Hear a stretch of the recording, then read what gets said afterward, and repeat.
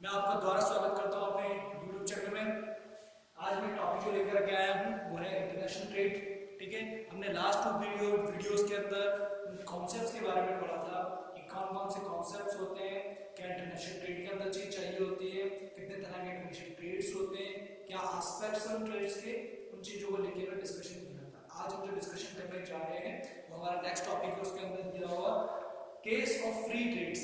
ठीक है, अगर आपने देखा होगा तो हमने जब स्टार्टिंग पीरियड्स में मैंने एक्सप्लेन किया था आपको, तो धीरे धीरे ट्रेड्स का कॉन्सेप्ट चेंज होता चला गया 1991 में। ठीक है, 1991 से जो ट्रेड था वो पॉलिसी थोड़ी चेंजेस लेके आ गया, इंडियन गवर्नमेंट ने थोड़ा चेंजेस किए और उसका जो मेन ऑब्जेक्टिव था ट्रेड को इंक्रीज करना। तो हम चाहते थे ट्रेड इंक्रीज होकर के आए, बड़े लेवल पे इंक्रीज होकर निकले।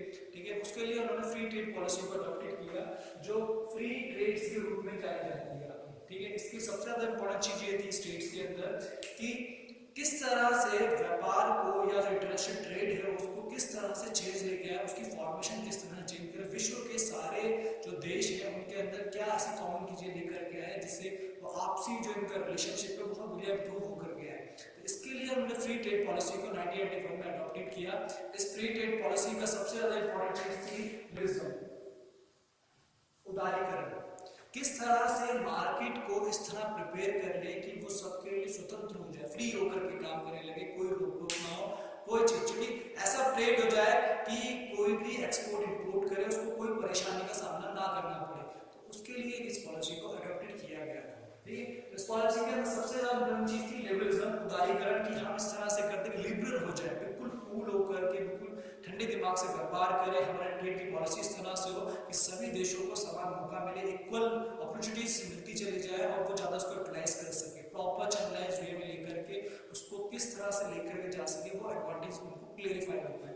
ठीक है, दूसरी चीज कहते थे कि कंपटीशन की बात जो थी, ठीक है, जो कंपटीशन इंपॉर्टेंट हो रहा था वो कंपटीशन देखने को जो मिल रहा था बड़े ट्रेडर्स और बीच में देखने को मिल रहा था, बड़े जितने भी थे वो सब बढ़ के गए बहुत ज्यादा, क्योंकि प्रतिस्पर्धा का जो कॉन्सेप्ट था, क्योंकि फ्री ट्रेड का मेन जो थीम है वो ये है कि हम बाहर से लोगों को इनवाइट करें अपने देश के अंदर और उस चीज को डेवलप करें, क्योंकि अब जो ट्रेड का जो प्रॉब्लम था वो सॉर्ट आउट हो जाएगा। ठीक है, आराम से व्यापार किया जा सके, पॉलिसीज को अडॉप्ट किया जाए और कॉन्सेप्ट्स को लेके आया जाए। इसके लिए इस कंपटीशन को उतारा। कंपटीशन जो था, प्रतिस्पर्धा, वो थी किस तरह से ट्रेड को इंक्रीज करें, ठीक है, और किस तरह से मार्केट की एबिलिटी को तोड़ दें, क्योंकि जितना ज्यादातर जो परेशानी का सामना करना पड़ा छोटे ट्रेडर्स को करना पड़ा, बड़े ट्रेडर्स के साथ कोई परेशानी नहीं थी। वो लोग हाई अमाउंट में प्रोडक्शन करने में लगे हुए थे, माल आ रहा जा रहा था बिना टैक्स के, बिना बैरियर्स के, ट्रेड बैरियर्स टाइप के खत्म हो गए, रुकावटें नहीं थी, कोई टैक्स पे करने की जरूरत नहीं था, सबको बराबर मौका मिल रहा था आगे जाने का और अचीव करने का। मोर ऑप्शन फॉर द कंज्यूमर्स। ठीक है, जो कंज्यूमर्स थे उनके पास ज्यादा ऑप्शंस बनकर के आए, जिससे ज्यादा वो ट्रेड पे हेल्प होगी।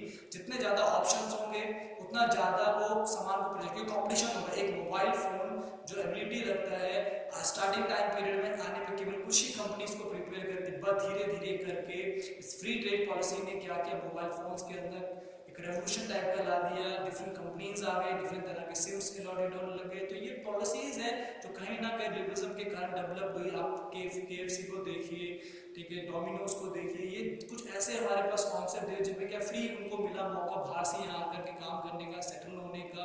तो ये कंज्यूमर्स के पास ऑप्शन बहुत ज्यादा हो गए, चीजें बढ़कर के आने लगी, बहुत ज्यादा हाईलाइट होने लगा, पॉलिसीज का मेकिंग सिस्टम बदल गया और कहीं ना कहीं उसका एडवांटेज हमारे उसमें फीचर्स में पड़ने लगा। दूसरी चीज कहते हैं डंप गुड्स। डंप गुड्स का जो इंपॉर्टेंट चीज है, डंप का मतलब स्टोर करना। हमने यहाँ पे कर दिया कि जगह, अगर आपने देखा होगा 2000 के बाद जैसे जैसे करके ट्रेड्स में चेंजेस होने लगे, वैसे वैसे करके कई और कंपनीज की, कई विदेशी कंपनियों के प्रोडक्ट इंडिया में आने लगे। ठीक है, तो इंडिया में जब प्रोडक्ट आने लगे तो जैसे चाइनीज फोन आए, तो चाइनीज फोन जब यहाँ आए तो उन्होंने क्या किया, मार्केट की एबिलिटी को तोड़ दिया।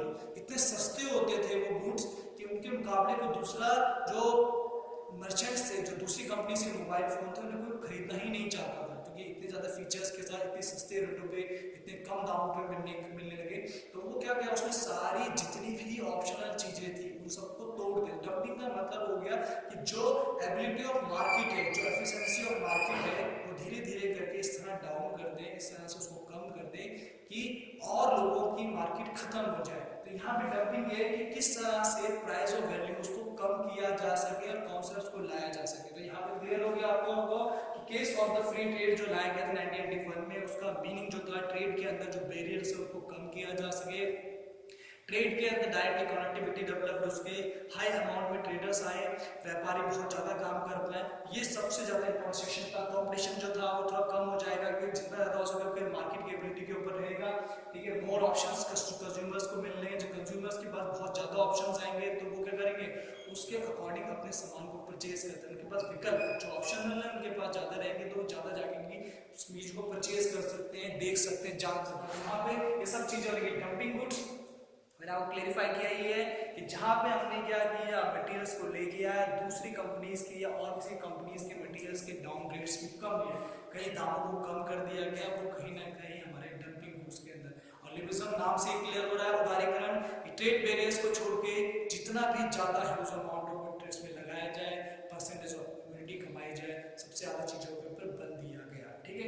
क्लियर हो गया आपको। यहाँ पे दूसरा कॉन्सेप्ट को लेके चलते हैं WTO को लेकर के। WTO the role of WTO का क्या था, किस तरह से काम किया, उसके ऊपर हम चर्चा करने जा रहे हैं। WTO 1995 में WTO कन्वर्ट हुआ, ठीक है। इसको पहले गेट के नाम से आना जाता था, GATT, ध्यान रखें आप इसको, गेट कहा जाता था स्टार्टिंग में इसको, ठीक है। ये एक ऑर्गेनाइजेशन है ट्रेड की जिसने ट्रेड में हेल्प किया। ग्लोबलाइजेशन ऑफ मार्केट, जहाँ पे हमने क्या भूमंडलीकरण को लेते हुए किया, जिसे मार्केट के अंदर चीजों को चेंज करके प्रेजेंट कर दिया। हम वर्ड यूज कर रहे हैं ग्लोबलाइजेशन। ग्लोबलाइजेशन के साथ वो दिया गया जब क्या एक ह्यूमर टाइप के चीजों को लेकर के इस तरह से ग्लैमर को लाया गया मार्केट के अंदर, लोगों को चमक धमक के आगे रख दिया गया, ज्यादा अमाउंट्स में उसकी पॉसिबिलिटीज डेवलप की गई, उनके पास ऑप्शनल चीजें लेकर के आए, ज्यादा प्रॉफिट्स मिलते। WTO का कन्वर्सेशन हुआ गेट से 1995 में कन्वर्ट होकर के वर्ल्ड ट्रेड ऑर्गेनाइजेशन, विश्व व्यापार संगठन के नाम से कन्वर्ट हो गया। मेन ऑब्जेक्टिव ये है कि ट्रेड को बहुत ज्यादा लचीला बनाया जा सके, किस तरह से उस एबिलिटी को डेवलप किया जाए और किस तरीके से, क्योंकि WTO जो मेन जो ऑब्जेक्टिव है वो है ग्लोबल मार्केट के अंदर एफिशिएंसी को लेकर के आना, ग्लोबलाइजेशन को डेवलप करना और इसके अलावा कई चीजों को इंक्लूड करना। ये इंपॉर्टेंस भी ज्यादा रखा जाता है WTO का। इसने ऑप्शनल चीजों को डेवलप करके रखा हमारे सामने, नई चीजें लेकर के आए ज्यादा अमाउंट्स के अंदर और एबिलिटी को डेवलप किया। WTO का ट्रेड के अंदर इसलिए भी हेल्प आता है कि ऑर्गेनाइजेशन ट्रेड को बढ़ाने में हेल्प करती है, फेयर रिलेशनशिप बनाने में हेल्प कर रही थी। उसके अलावा डेवलप कंट्रीज का ज्यादा कंट्रीब्यूशन रहा। इसके अलावा सेफ्टी सिक्योरिटी को लेकर के बहुत ज्यादा इंपॉर्टेंट रोल है इसका, ठीक है। उसका ट्रेड के बैलेंसिंग बनाने के लिए, डिसिप्लिन भी और आइटम्स को रियलाइज करने के लिए ज्यादातर दिया हुआ। तो WTO का कॉन्सेप्ट आपको क्लियर हो गया होगा कि WTO का जो मेन ऑब्जेक्टिव है वो इस तरह से कि ट्रेड को डेवलप किया जा सके, बड़े लेवल पे ले जाए ट्रेड्स को, ज्यादा अमाउंट में प्रॉफिट कमा सके, ठीक है। और ट्रेड इस तरह से बन करके आए कि ट्रेड बैरियर्स खत्म हो जाए। जो ग्लोबलाइजेशन का सबसे ज्यादा करता है ट्रेड बैरियर्स को डाउन करना, ये सबसे ज्यादा इसमें इंपॉर्टेंट था। गेट के बाद, इससे पहले ये 1985 से पहले गेट्स करके का था, अब ये जनरल ट्रेड्स के रूप में जाते थे। अब आज ये जो नाम इसको दिया गया वर्ल्ड ट्रेड ऑर्गेनाइजेशन का 1985 के बाद इसका नाम कन्वर्ट कर दिया गया। तो ये आपको कॉन्सेप्ट समझ में आ गया होगा। वर्ल्ड ट्रेड ब्लॉक हमारे पास दिया हुआ है। ये रीजनल ट्रेड ब्लॉक जो क्या है, आपने देखा होगा आपके बुक में एक टेबल दिया हुआ है, उस टेबल के अंदर बहुत सारे रीजनल ग्रुप के नाम दे रखे, जैसे एशियान हो गया, ओपेक हो गया, आपके पास में ब्रिज हो गया, इन कुछ कंट्रीज के पर्टिकुलर दिए हुए। इनका जो मेन ऑब्जेक्टिव है वो है कि आपस में ट्रेड को इंक्लूडेड करना है। अगर आप देख पा रहे होंगे कि कंट्रीज वाइज अगर हम वर्ल्ड के मैप को देखने की कोशिश करते हैं तो आप देख रहे होंगे कि नॉर्थ अमेरिका हो गया आपके पास में, साउथ अमेरिका हो गया, ठीक है, यूरोपियन कंट्रीज के साथ कंट्रीब्यूशन करते हुए देखने को मिल रहा है आपको, ठीक है। उसके अलावा आपके पास में कहीं ना कहीं कॉन्सेप्ट दिए हुए हैं, ठीक है। इंडिया हो गया, उसके साथ में जापान को कुछ पार्ट हो गया, ये वो जापान इधर आ गए, ऑस्ट्रेलिया हो गया, न्यूजीलैंड हो गया आपका, अफ्रीकन कंट्रीज। तो यहाँ पे क्या होता है कि अगर एशिया की बात कर रहे हैं तो जितनी भी साउथ एशियन कंट्रीज थी तो उनके फीचर्स और कंडीशन एक जैसे सिमिलर है। अगर आप देखने की कोशिश करें, अगर एशियन की बात मैं करता हूँ तो एशियन का सबसे ज्यादा इंपॉर्टेंट चीज जो दे रखी है हमारे पास में एशियन का, तो उसमें क्या दिया हुआ है कि किस तरह से ट्रेड को इंक्रीज करके रखा जाए, क्योंकि इन सबके फीचर्स के एक जैसे हैं। अगर आप देखने की कोशिश करेंगे इन सबके फीचर्स के एक जैसे, यहाँ पे जो जोग्राफिकल कंडीशन एक जैसे नीड है, तो अगर आप देखें सिंगापुर हो गया आपके पास, थाईलैंड हो गया, इंडिया और ब्राजील, बांग्लादेश हो गया, इन देशों के आपसी ट्रेड ऑर्गेनाइजेशन है, तो एशियानिक ग्रुप ऐसा बनाया गया जो इन देशों को करता है। ब्रिज का देखने की कोशिश करी, ओपेक का देखिए गल्फ कंट्रीज के बीच में दिया हुआ, कई ऐसे हैं जिनके अपने कुछ खास चीजों को लेकर के उनको हाईलाइट किया हुआ है, उनको प्रेजेंट कर रखा है। तो ये एक कॉन्सेप्ट दिया हुआ है कंट्रीज का, अगर आप देख रहे होंगे तो उसमें दिए हुए कि किस तरह से रीजनल लेवल पे, क्षेत्रीय स्तर पे हम ट्रेड को इंक्रीज करें, उन पॉलिसीज को लेकर के आए जो हमारे बेनिफिटेबल है और उनका रिलेशन करें। तो प्रॉपर चैनलाइजेशन रीजनल ग्रुप्स का दिया हुआ, रीजनल ग्रुप्स की डिमांड और अपनी कुछ फुलफिल करने के लिए, उसके अलावा कुछ पॉलिटिकल इश्यूज के डिस्कशन करने के लिए, आपसी इंपॉर्टेंट चीजों को इम्प्रूव करने के लिए भी दिया हुआ, और इसका इंपॉर्टेंट चीजें जो दिया हुआ रीजनल ग्रुप का, वो मोटिवेट है कि ट्रेड को किस तरह से इम्प्रूव करें, सोशल रिसोर्स को कनेक्टिविटी करें, प्रॉब्लम जो आती है नेचुरल डिजास्टर ये सब उसमें कंट्रीब्यूट करें एक दूसरे के साथ, और फ्रेंडली रिलेशनशिप बनाने की कोशिश करें। तो ये एक इंपॉर्टेंट क्वेश्चन दिया हुआ है रीजनल ट्रेड ब्लॉक्स का। तो मैंने आपको बताया गेटवे ऑफ इंटरनेशनल ट्रेड के बारे में बताऊं मैं आपको कि गेटवे ऑफ इंटरनेशनल ट्रेड क्या होते हैं। गेटवे का मतलब ऐसी जगह से जहां से द्वार के रूप में, मतलब पोर्ट्स, जो हमारे पास पोर्ट्स होते हैं इन्हें हम क्या कहते हैं, गेटवे कहा जाता है। ठीक है, तो अंतरराष्ट्रीय व्यापार का जो मुख्य द्वार होता है वो बंदरगाह या पत्तन होते हैं, जहां से क्या होते हैं, माल को लाने ले जाने का काम किया। तो हम पोर्ट को देखने की कोशिश करते हैं according to the cost of handling, जो भार होता है उसको उतारने चढ़ाने के आधार पे जो हम आभारण करने की कोशिश करते हैं पोर्ट्स को, किस तरह से पत्तनों को काटा। तो उसमें तीन तरह से पत्तन है, एक है हमारे पास इंडस्ट्रियल पोर्ट, एक कमर्शियल पोर्ट, एक कॉन्सर्वेटिव पोर्ट। औद्योगिक पत्तन, वाणिज्य पत्तन हो गया और विस्तृत पत्तन हो गया, ये तीन तरह के पत्तन दिए गए। इंटरनेशनल पोर्ट वो पोर्ट्स होते हैं जहाँ पे क्या होता है, अनाज को लाने और ले जाने का कार्य दोनों किए जाते हैं। ठीक है, ये मुख्य रूप से क्या होता है, यहाँ पे स्टोरेज होती है, माल आता है, हम उसको सामान को उतारते हैं, रख देते हैं। वाणिज्य पत्तन ऐसे पत्तन होते हैं जो व्यापार के लिए साथ साथ उद्योगों के लिए प्रयोग किए जा रहे होते हैं।